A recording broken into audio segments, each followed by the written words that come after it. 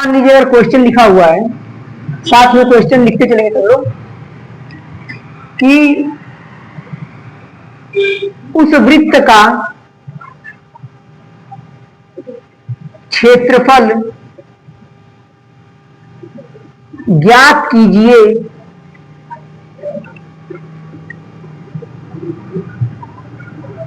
जिसकी त्रिज्या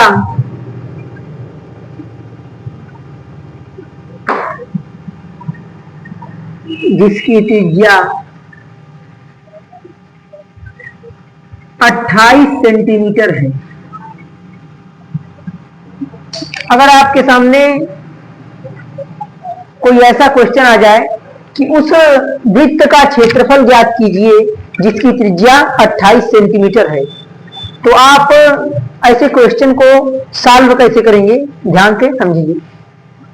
सबसे पहला काम होता है क्वेश्चन को एकदम ध्यान से पढ़ना कि क्वेश्चन में हमें कौन कौन से टर्म दिए हुए हैं। तो क्वेश्चन को एक बार ध्यान से पढ़ते हैं। उस वृत्त का क्षेत्रफल ज्ञात कीजिए, मतलब हम सभी को क्षेत्रफल यानी एरिया का मान ज्ञात करना है, जिसकी त्रिज्या, त्रिज्या को हम लोग बोलते हैं रेडियस, जिसको हम लोग आर से रिप्रेजेंट करते हैं, जिसकी त्रिज्या जो है 28 सेंटीमीटर दिया हुआ है। कितना दिया हुआ है? 28 सेंटीमीटर। आकृति कैसी है? तो वृत्ताकार आकृति है, मतलब कि वृत्त का जो है हमें क्षेत्रफल ज्ञात करना है। तो सबसे पहले हमें वृत्त के क्षेत्रफल का सूत्र तो मालूम होना चाहिए। तो वृत्त के क्षेत्रफल का सूत्र होता है पाई आर स्क्वायर। क्षेत्रफल बराबर, मैंने आप सभी को बता रखा है कि पाई का मान होता है 22/7 गुणे आर मतलब रेडियस यानी कि त्रिज्या। तो त्रिज्या का मान कितना दिया है? 28 सेंटीमीटर। इसका स्क्वायर है, तो यहां भी हम क्या लगा देंगे? स्क्वायर लगा देंगे। क्षेत्रफल बराबर 22/7 गुणे 28 के स्क्वायर। तो किसी संख्या का अगर स्क्वायर दिया है तो इसका अर्थ यह होता है कि उसी संख्या का 2 बार गुणा कर देना है। अगर 28 का स्क्वायर दिया है और हम इस ब्रैकेट को ओपन करते हैं तो इसका अर्थ यह होगा कि 28 गुणे 28 हमें लिखना होगा। अगर स्क्वायर दिया है तो इसी संख्या का 2 बार गुणा, और अगर यहां पर क्यूब दिया होगा तो इसी संख्या का 3 बार गुणा होता है। चलिए अब काटने की प्रक्रिया स्टार्ट करते हैं हम। कभी आपको गलती से यह नहीं करना है कि इस 22 को 28 से काट दीजिए, नहीं, अंश से अंश कभी नहीं कट सकता है, बल्कि हमेशा अंश से हर को काटा जाता है या फिर हर से अंश को काटा जाता है। 7 एकम 7, 7 चौक 28 हो जाएगा। 22 का 4 में गुणा करेंगे तो 22 चौक 88 होगा और गुणे 28। जब आप 88 का 28 में गुणा करेंगे, देखिए ये 8 64 हो जाएगा। 8 का 8 में गुणा करेंगे 64 हो जाएगा। फिर 8 64 और 6 70 हो जाएगा। 2 8 16 और 2 8 16 1 17 हो जाएगा। ये 4, ये 6, ये 7 7 14 और ये 1 1 2। मतलब क्षेत्रफल का जो मान आएगा इसका इसमें गुणा करने पर आ रहा है 24 64। और मैं आपको बता चुका हूं कि क्षेत्रफल जो भी होता है हमेशा उसका मात्रक स्क्वायर में होता है। अगर सेंटीमीटर दिया है तो सेंटीमीटर स्क्वायर लिख दीजिए, और अगर मीटर दिया है तो मीटर स्क्वायर लिख दीजिए। ये आपका आंसर क्या हो जाएगा? करेक्ट हो जाएगा।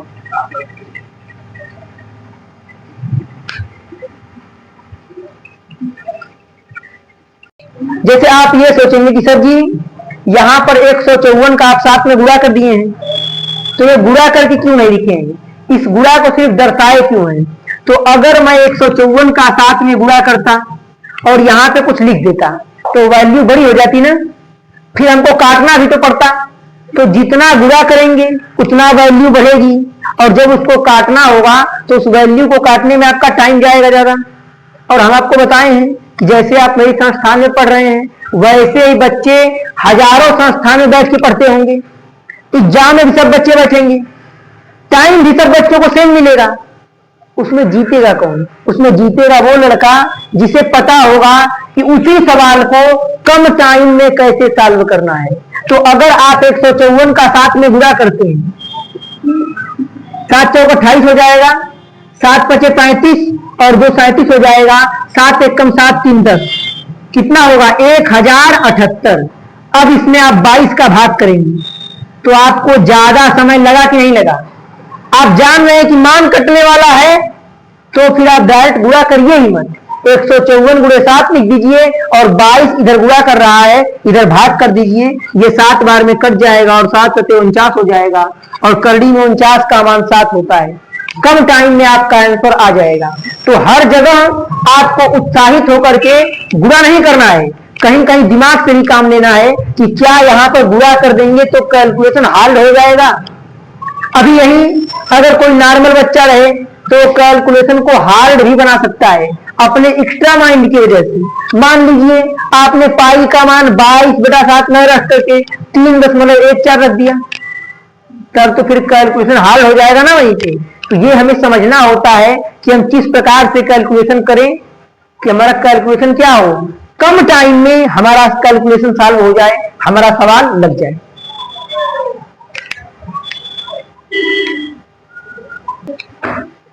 क्वेश्चन है, मान लीजिए क्वेश्चन अगर ऐसे आ जाए, यदि किसी वृत्त की त्रिज्या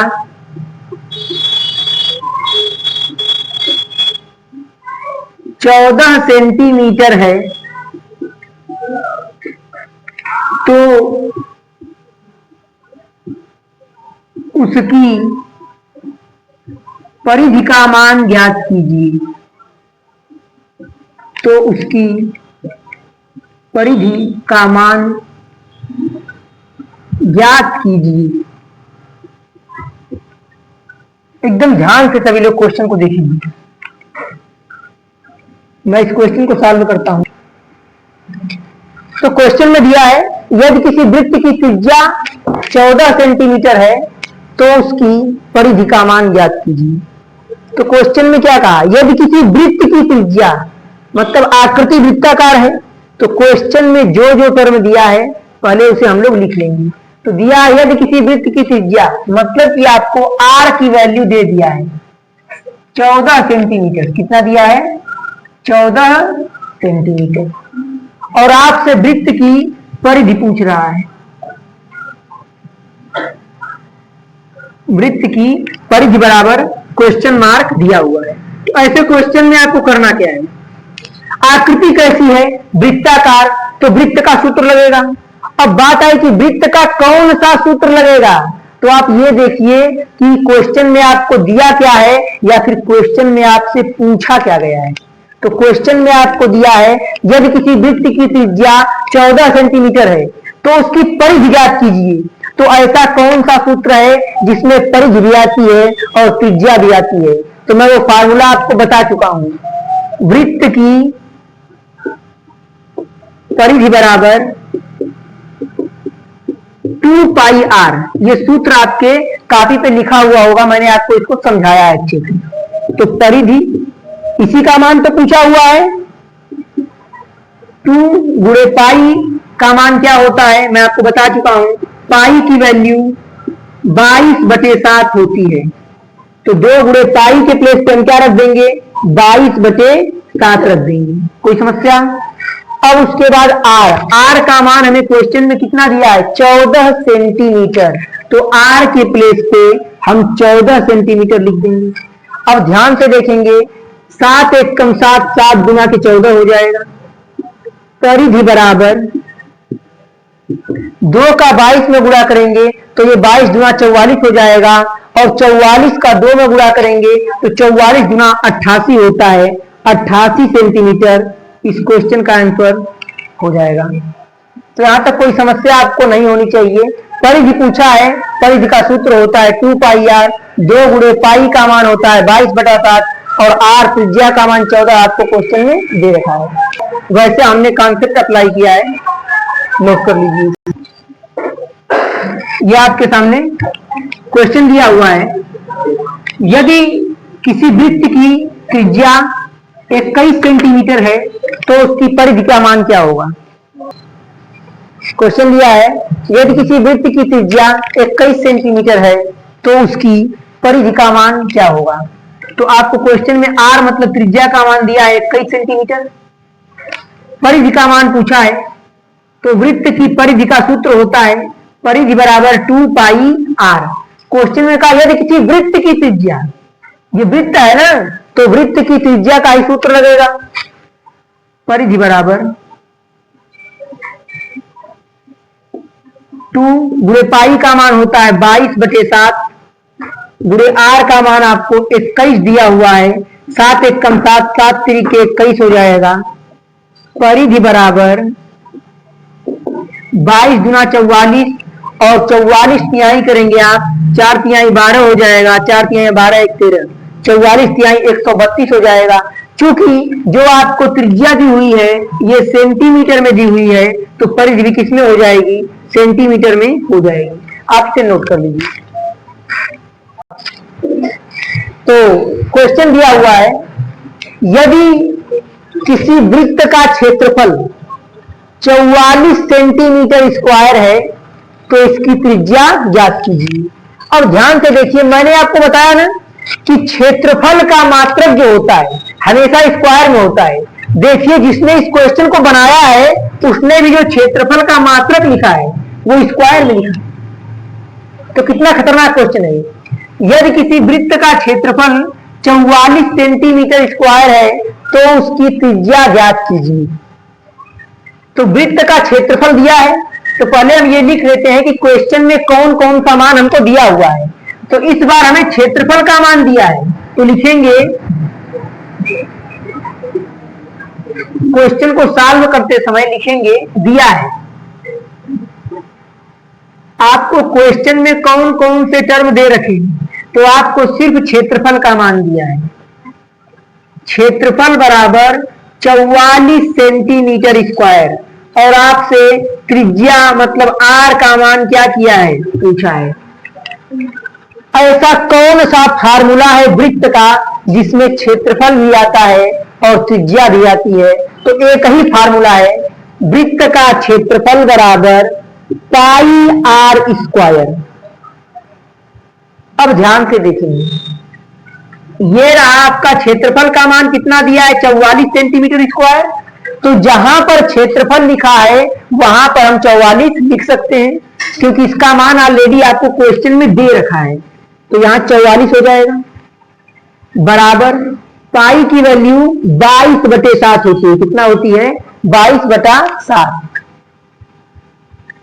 और ये आर स्क्वायर, क्योंकि हमको त्रिज्या का मान ही तो ज्ञात करना है, आर का मान हमें ज्ञात करना है। अब देखेंगे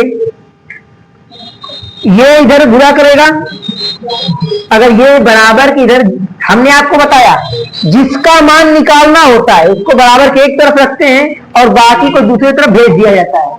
तो आप ध्यान से समझें अगर चीजों को, तो ये इधर भाग कर रहा है, इधर आप क्या करेगा, गुणा करेगा, तो ये 44 गुणे 7 हो जाएगा बराबर क्या बचेगा यहां 22 आर स्क्वायर। ठीक है, हमें तो आर का मान चाहिए तो आर स्क्वायर को हम यहां रहने देते हैं।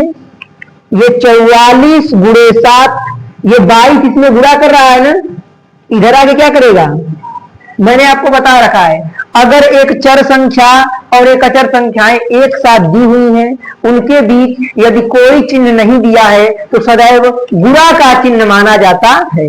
तो इनके बीच बेटा कौन सा चिन्ह होगा, गुणा का चिन्ह होगा। ये मल्टीप्लाई लगा हुआ है यहाँ पे। चलिए अब आगे ध्यान से देखेंगे, यहां ये गुणा का चिन्ह है। अब 22 से कम 22 गुना 44 हो जाएगा। ये यहां मैं इसको लिख देता हूं, तो ये 2 बचा है, यहां 2 सत्ते ये 14 हो जाएगा बराबर आर स्क्वायर। तो 14 बराबर आर स्क्वायर कहिए या आर स्क्वायर बराबर 14 कहिए, दोनों बातें तो सेम है। अब ये स्क्वायर है तो हमें त्रिज्या का मान चाहिए, न कि त्रिज्या के स्क्वायर का मान चाहिए। तो यहां से स्क्वायर हटेगा और जब जब स्क्वायर हटता है तो मैं एक बार आपको हमेशा बताता हूं एक बात कि जब जब स्क्वायर हटता है तो हमेशा करड़ी लगती है। तो बराबर के इधर क्या लग जाएगी, करड़ी लग जाएगी। आर बराबर, अब आप करड़ी में 14 भी त्रिज्या का मान लिख सकते हैं और अगर आप चाहें तो 14 का वर्गमूल निकाल सकते हैं। ये 14 है, इसका आप वर्गमूल निकाल लीजिए। ये 3 3 के 9 हो जाएगा, 14 में से 9 जाएगा 5 बचेगा, यहाँ पे 3 लिख दिया जाएगा। ये 3 + 3 6 हो जाएगा, यहाँ दशमलव बढ़ जाएगा, 2 0 यहाँ पे नोट हो जाएगा। अगर यहाँ पे मैं 9 लिखता हूं, यहाँ तो ज्यादा हो जाएगा, ये 7 लिख देता हूं मैं यहाँ पे, 7 7 49 को 9 हो जाएगा, 7 6 42 और 4 46 हो जाएगा यहाँ पे, मतलब 3.4 करके कुछ आपका आंसर आने वाला है। आप इसे नोट कर लीजिए।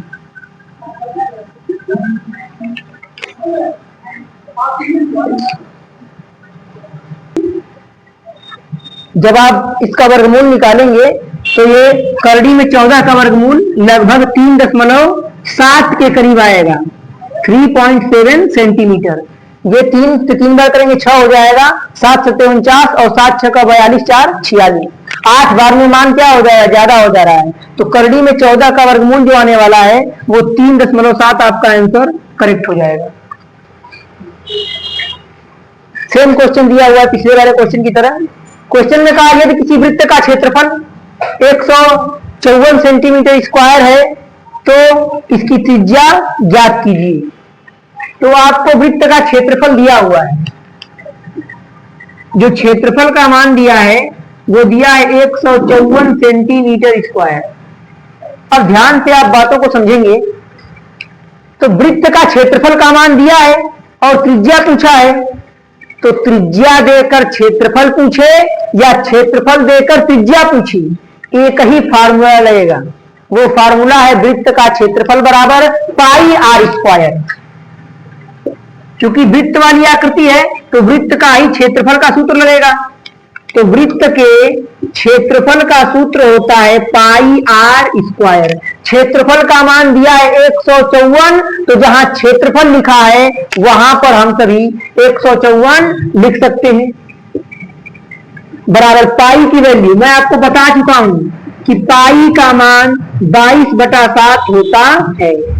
तो ये पाई के प्लेस पे 22/7 हो जाएगा, गुणे ये आर। आर क्या है, रेडियस मतलब त्रिज्या, और त्रिज्या का मान ही तो क्वेश्चन में पूछा है, तो ये आर स्क्वायर।